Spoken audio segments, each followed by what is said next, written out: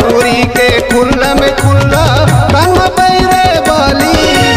मंगलेश रत्नाकर संतूरी मोहागे हाय रे फैशन वाली मंगलेश रत्नाकर संतूरी मोहागे हाय रे फैशन वाली ये रायपुर के टूरी रूप के रानी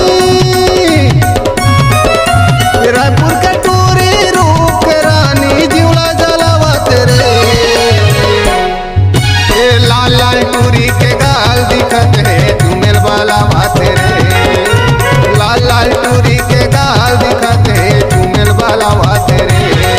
ये काले के टूरी गोरे गाल वाली काले के टूरी गोरे गाल वाली बवाल मचावा तेरे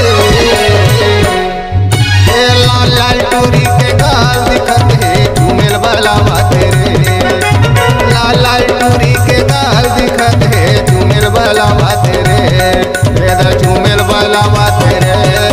दा झूमेल वाला बाते रे दा झूमेल वाला बाते रे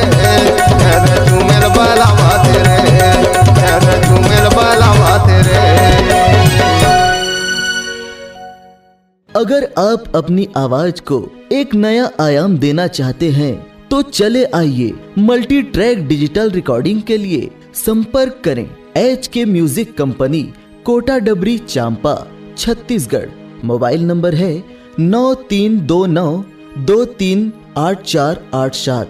और 8085380339।